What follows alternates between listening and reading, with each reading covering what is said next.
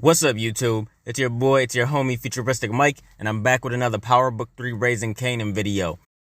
Now, this is going to be the review and recap for Power Book 3 Raising Kanan, Season 1, Episode 6. If you're a fan of Power, if you love Power, hit the like on this video. If you're new to my channel and this is the first time you're finding me, subscribe and turn on those post notifications so when I post videos on Power Book 3 Raising Kanan, you get them.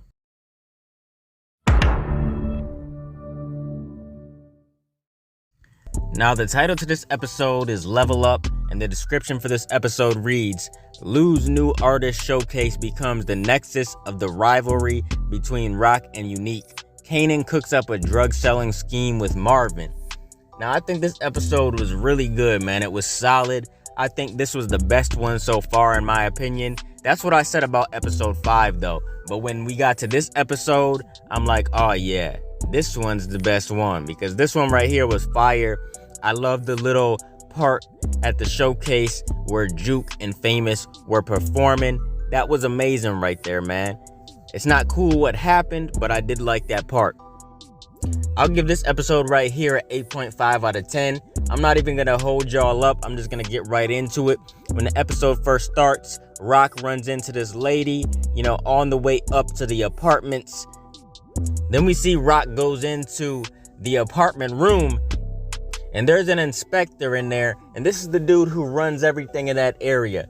The dude who has to approve everything that's going on in these buildings and stuff. And she just took it upon herself, to pretty much change the apartment up, tear stuff out, and put in new stuff. And he's not happy about it. He's like, man, everything has to go through me. You can't just do this. Like, you are held accountable. We can charge you and all kinds of stuff. And he says, what's up with this hole in the floor too? This ain't cool. Like, you are gonna be held responsible. And she says, look, I'm just a single mother. I'm trying to make it. I'm trying to make ends meet or whatever. And he says, how about this? We meet, just me and you, and we talk about this. So they're gonna meet later on that night. When he leaves, the dude who's in charge of the building says something to Rock like, man, I told you, see, you can't just be doing whatever in here. And Rock says, man, we gonna keep doing what we do. Now, next we see Kanan just kicking it with Famous, and they're passing out flyers, man, for the showcase. Then we see Detective Howard. He goes up to his doctor, and he says, look, doc, hypothetically, what if I had a son? Would he be able to be a match for what I need? And she says, yes, it's possible. She's asking how old the son is and stuff like that. And Detective Howard is just telling her some information.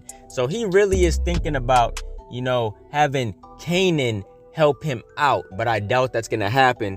Kanan's not even close with the man. Kanan doesn't even know that's his father, if it is his father. And I don't know if Kanan's willing to do all that. We just got to wait and see. It depends later on how close those two get. I don't know if they're going to end up bonding or what. We just have to wait and see. Now, next we see Lou at his little showcase area, and Jessica's walking in with them. She's like, Lou, this is all you right here. You did this. Like, you're the boss. Nobody can tell you shit. She's just trying to hype her man up for real, for real, for real. And somebody comes up to Lou when he's talking to Jessica, and he's like, yo, I'm so-and-so. I heard I'm supposed to holler at you to get paid. And Lulu's like, man, would you give me a damn minute? He's kind of irritated. And then Rock comes up to him and says, look at you. You did it. I am proud of you. And the two of them are just talking like brothers and sisters. And then Crown walks up when Rock leaves, and he's like, yo, there's a whole bunch of people that need to get paid. And Lou just looks irritated, man. Honestly, I feel him, because Crown's starting to get on my nerves. He is dependent on Lulu to handle everything, to pay all the employees in his business. Like, Crown can't even afford to pay his employees, and Lulu is gonna start to get sick of that shit. It is not Lulu's job to be paying Crown's employees. Just because Crown can't do it, and just because Crown's letting Jukebox sing and stuff, no, that ain't right. And Lou's gonna get tired of it. Now, next we see Bert talking to her boss, and they're just talking about her work. She's gonna be going out and doing things without Detective Howard because he's off for the day. So she's going to be handling things by herself. Now next we see Lulu come in to see Unique. And of course Unique's men get up like, yo, what are you doing here? And Unique lets him through. And Unique says, man, look, we're beefing, but yet you're here. Either the shit that's going on in the streets ain't real, or this right here ain't real, or maybe none of it's real at all. You know, he thinks that it's pretty odd that the two of them are at war, but yet nobody's dropping bodies. But Lou came there to ask for a favor, because he knows Unique be on some bullshit, and they're at war, so Unique is gonna do what he does. But Lou says, look, you know, my showcase is coming up, and I don't want no drama. I don't want no BS. And I'm here to ask you not to be causing no trouble or anything like that. And Unique says, man, I'm cool with it if Rock is cool with it. And Lou says, yeah, Rock is cool with it. So Unique agrees to not start no trouble. And, you know, Lou says thanks and everything, and he starts walking away. Unique's like, yo, see, Rock needs you, man. She needs that level-headedness. She needs everything that you bring to the table. And Unique, I guess you can say he was talking a little bit of shit. And Lulu looked like he was mad irritated, like he just wanted to get out of there. And I don't know who's gonna end up winning between Unique and Rock's crew. I just don't know, man. These two are really going at it. And when Lulu leaves, we see Unique's right-hand man and Scrappy come out. And Unique says, man, you see that right there? That's audacity. He comes in here and has the nerve to ask that after they drop some of our men and stuff, like they drop some bodies, and expect us to just sit here and not do nothing. He said, man, forget that. He said, we about to shoot that boy up. So he wants them to go and shoot up the showcase. Now, we see Marvin pull up, and he goes and talks to his men, and he's like, nobody showed or nothing? And they said no, so somebody didn't show up. Now, we see Kanan getting his hair cut, getting lined up, and Rock's doing it. And Rock says, look, why didn't you tell me you got picked up by the police? Rock says, look, I can't even keep up with all the lies and stuff you be telling these days. And Kanan says, I didn't lie to you though. And Rock says, yeah, you just didn't tell me, right? So Rock is getting fed up, and you know, Kanan has some type of excuse or whatever like he always does. And then he gets up and he says, look, I told him not to tell you. So Rock figures out that it was Symphony that came to pick him up from the police station, and she is not happy. And Kanan's like, look, don't blame him, I asked him to. And she says Symphony is a grown man. He can do whatever he feels like he needs to do. And she's just mad as hell.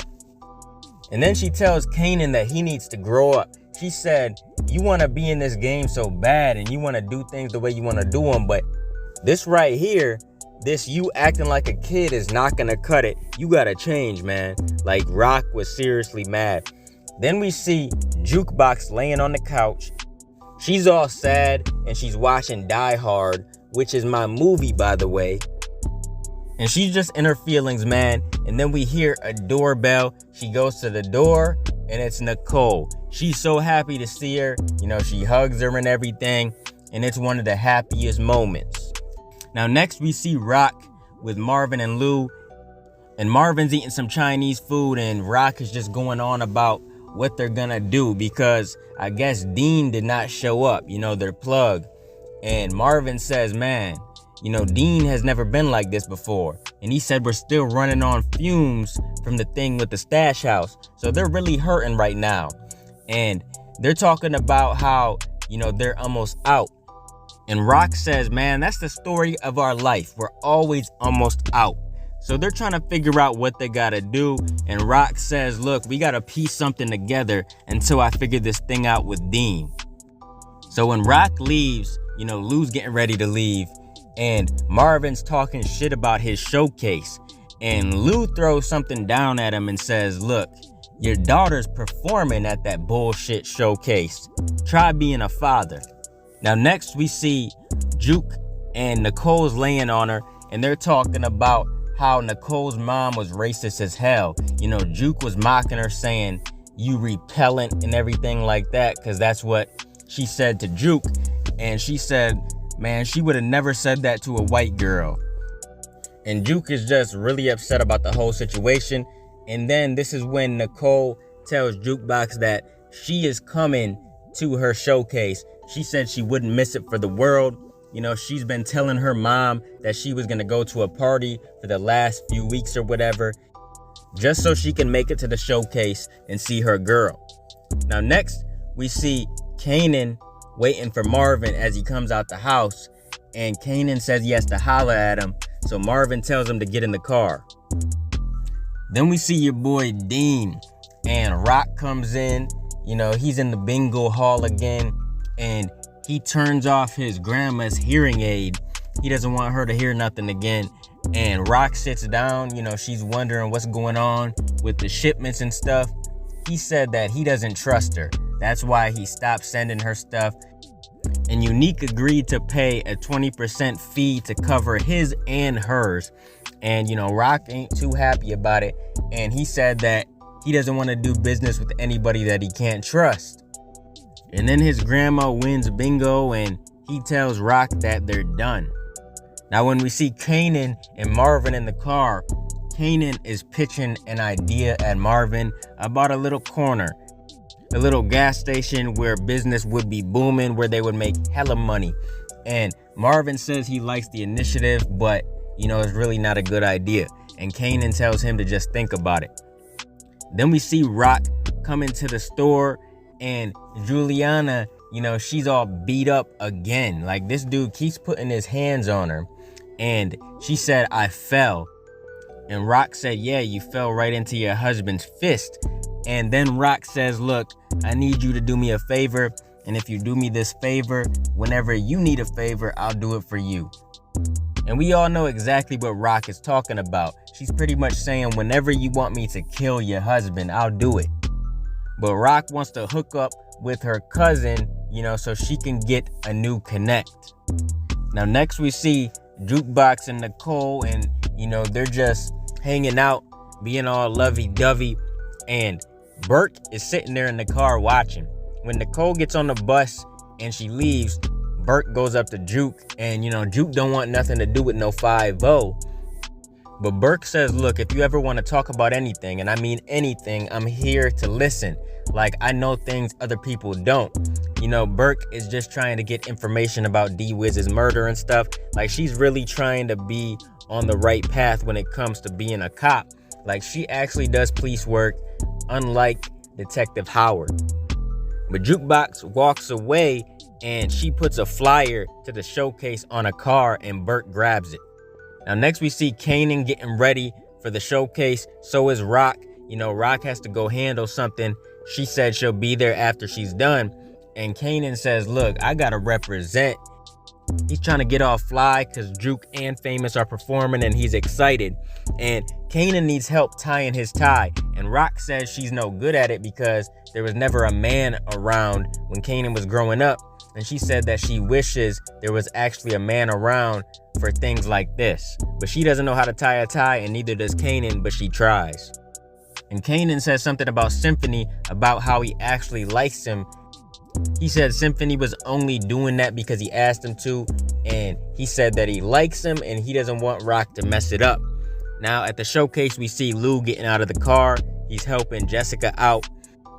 And we see Unique's right-hand man and Scrappy in the car, and they're getting ready to cause some chaos. They're getting their guns ready and stuff. They're about to shoot the place up. And we see Jukebox backstage getting ready. She's nervous, and Nicole is back there supporting her girl. And Famous walks in. This is when Famous meets Nicole for the first time. And Famous, you know, he's kind of flirting. And he's like, "Look, have you ever got romantic with a Puerto Rican dude like myself?" And Jukebox is like, "For real, dude? Like, for real?" Famous kisses her hand and everything. We see everybody out in the crowd. They're just chilling and vibing. Some dudes performing, singing and stuff. Then we see Rock. She goes up to this room. She's meeting the dude who said he wanted to meet her. She goes in there and he says, "I asked around, and it turns out you're some drug dealer." And he's looking at her crazy, so I already knew he was gonna do something. She throws him some cash, and he tries to touch her. He tries to touch her leg, and she's like, no, this ain't that kind of meeting. She said this is strictly a cash transaction. And dude ain't listening. He wants it. He grabs her. He's trying to choke her and stuff. Like, he really wants what's between her legs. He's trying to rape her and everything. He's taking off his belt. And Rock is on the ground because, you know, she flew after he tried to manhandle her. And she picked up a hammer or whatever. And she gets up and smacks dude in the face. Dude goes flying. And Rock is just looking down at him while he's laying there all bloody. Now next, we see Kanan walk in the room and daps Famous up. And Nicole is like, oh, so you're Kanan. And this is when, you know, Kanan and Nicole get introduced to each other. And Nicole asks Kanan to talk Jukebox down, you know, so she's not nervous anymore, so she can go out on the stage. And Kanan's like, nah, she ain't gonna listen to me because we just had some beef recently. And Nicole's like, no, she will listen to you. Get in there and talk to her. Then we see Rock standing by the body and Marvin walks in. She called Marvin and she wants Marvin to handle this dude. You know, she walks out and she tells Marvin to let that nigga feel it on his way out. Rock really hit dude though, man. He has a big ass gash on his head and he's bleeding. Now we see Kanan trying to talk to Jukebox and they're just talking about old times. You know, what happened between them like years ago. They're just talking about memories, how they used to bond and stuff. And Kanan says he's sorry. He says it'll never happen again. And, you know, he's just talking to her. And eventually Jukebox comes out and she starts smiling and stuff. And Kanan says, man, go out there and perform and show them what you're made of. And I really like these two relationship, man. We seen in Power Book 1 when they were adults that they were kind of close. You know, they talked about some stuff back in the day, but we didn't know they were this close. And I really love these two relationships. Now Marvin is handling this dude, man. He tied him up, put bubble wrap around him and all kinds of stuff, duct tape on his mouth, and he's talking to him about Rock, saying how Rock always has him do the dirty work and stuff. He's pretty much venting to him while he's killing him. And then he drills some nails in his head. And then he puts him in the wall. And I know that's about to start stinking sooner or later. So he's definitely going to have to do something with that body sooner or later. There's no way he can keep it in the wall. Now we see Rock at the bar and Symphony walks up and Rock storms out. Symphony follows her and Rock says, look, I told you nothing was more important than me and my son. And you went behind my back. She's mad because Symphony picked him up from the police station and he kept it from her. Symphony's trying to explain himself and she's not having it. She broke up with him. Now next we see Lou talking to these Brooklyn boys. They're trying to get in with some guns and Lou says, no, that's not gonna happen. Nobody gets entrapped. And Rock walks up. You know, they see Rock and then they start acting all cool. And then they're like, no, it's all love. We just want to get in and have some fun. So Lou lets him in. And then Rock tells Lou that she's proud of him. But she says when the sun comes up the next day, they're back to business. And they're going to go harder than ever. Then Rock goes over to Burke's car. And she tells Burke to tell her partner that he should never come between a mother and her son. And Burke says, I don't even know what that means. And then Rock says, your partner does. Now we see Jessica at the top in the showcase. And the Brooklyn dude is trying to flirt with her and she's not having it. She's like, get off me. And then he tries to go holler at Nicole. And Nicole's not having it either. You know, Jessica tells him to F off. Jessica goes over there and she's talking to Nicole. And Crown walks up and, you know, he's rolling a blunt. But he puts like some crack on the blunt. And Jessica's just sitting there with Nicole and Crown. And Crown starts smoking. He sparks it up. And he tries to give it to Jessica. Jessica don't want none. And then he tries to give it to Nicole. And Jessica tells Nicole to do what she wants.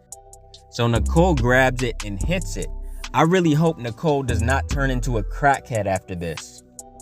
Now next we see Scrappy get out of the car with this dude. And they go into the back of the building. They're trying to go in and shoot somebody.